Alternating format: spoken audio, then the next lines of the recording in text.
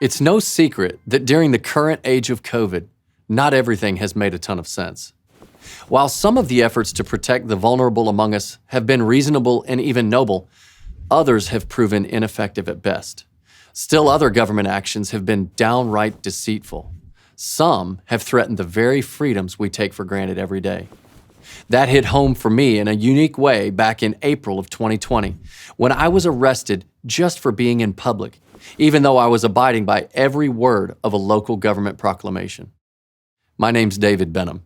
Among many hats I wear, I've been honored to serve as President of Cities4Life, a nonprofit organization in Charlotte, North Carolina that provides counseling to pregnant women near abortion clinics in a prayerful and peaceful way. Like so many pro-life ministries, Cities4Life provides women with vital social services and meets many of their material and financial needs, including baby clothes, furniture, maternity clothes, groceries, and even money for rent, utilities, car repair, gas, prenatal care, and follow-up ultrasounds. Under Charlotte's initial COVID rules, abortion facilities, which the government deemed essential services, were open. The city also granted essential status to what is defined as organizations that provide charitable and social services. Of course, that included Cities4Life. But just to make sure, we spoke with a Charlotte police officer. He assured us that sidewalk counseling was within the bounds of the order as long as we agreed to abide by the specific requirements it laid out. That's why the call I received a couple of days later on a Saturday morning came as such a surprise. I was still sipping my morning coffee when I got a call from an attorney who works with Cities4Life. He told me that Charlotte police were about to arrest some of our pro-life sidewalk counselors. How could that be? Our counselors were abiding by the city's rules. They were 6 feet apart, using hand sanitizer, and were in a group of under 10 people. In fact, there were only 3 counselors there before I showed up. The double standard here was obvious. There were far more than 4 people inside the abortion business. Down the street, a Home Depot parking lot had hundreds of people coming and going with virtually no restrictions. Groups of different sizes were interacting in a park not far from where we were standing. Yet none of that seemed to interest the group of more than 10 police officers who were there to arrest us.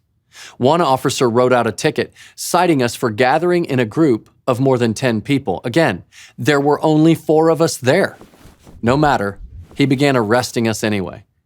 Amazingly, city officials later explained to us that our 4 people, combined with whoever might be coming or going from the abortion facility, or even just somebody walking by on the street, all counted against our limit of 10 or fewer.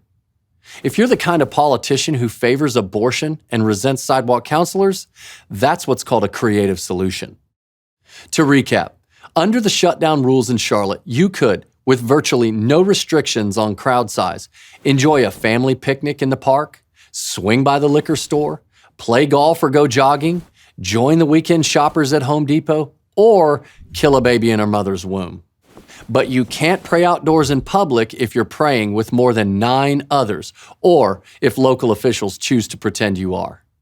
That's a brazen violation of our First Amendment rights. And that's why we filed a lawsuit through our attorneys with Alliance Defending Freedom. The government can't single out and punish people for expressing their point of view. The government is meant to be freedom's biggest protector, not its greatest threat. Too many who have gone before us have given up too much for us to stand idly by while the government strips away the God-given freedoms they sacrificed to secure. Now it's our turn to take action in courtrooms and in the public square so we can pass on these hard-earned freedoms to our children and grandchildren. To learn more about our case, visit adflegal.org. You can find more videos like this at adflegal.org/freedom-matters or by visiting ADF on YouTube or Facebook today.